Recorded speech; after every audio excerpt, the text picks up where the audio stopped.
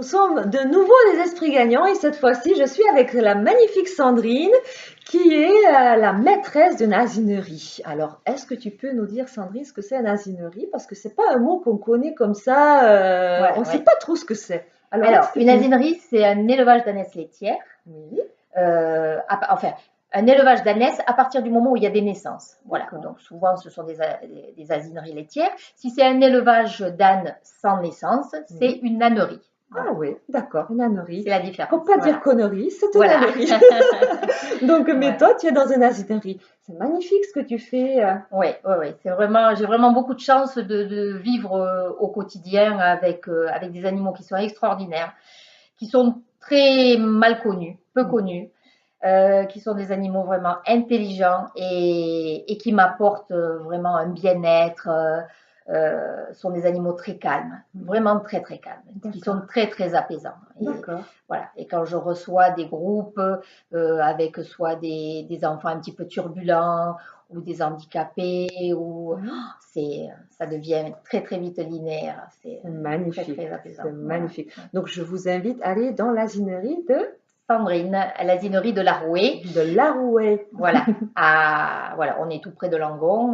Voilà. Et l'asinerie se visite toutes les semaines. Voilà. Super. Alors, j'imagine que tu n'as pas fait ça toute ta vie. Donc, à ce moment-là, peut-être, il y a une énergie particulière qui t'a touché et tu avais envie de changer, d'aller vers ce magnifique projet, dégager cette chose-là de toi pour pouvoir faire vivre et partager ta passion avec les gens. Alors, dis-moi, à quel moment ça s'est passé dans ta vie et qu'est-ce qui t'a fait basculer dans ce type de lorsque j'étais petite, je voulais être bergère. Oui. Voilà, j'ai toujours voulu être avec les animaux.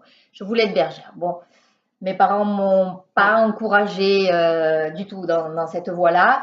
J'étais une jeune fille gentille et voilà et obéissante, donc j'ai fait tout autre chose. Donc j'ai eu un institut de beauté pendant 20 ans. D'accord. J'ai fait ça pendant 25 ans et voilà, où je me suis éclatée, j'ai adoré mon travail. Oui. Mais je suis arrivée à un moment où je me suis dit, ma vieille, tu as 50 ans. Voilà, il va falloir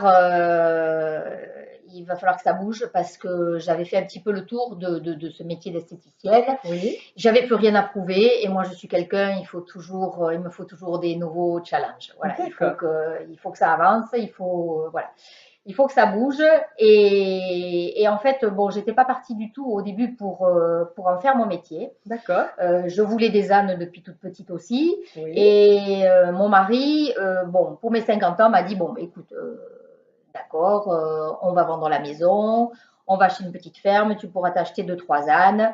Et voilà, bon, très bien, mais comment on s'occupe d'un âne? Moi, j'en savais rien.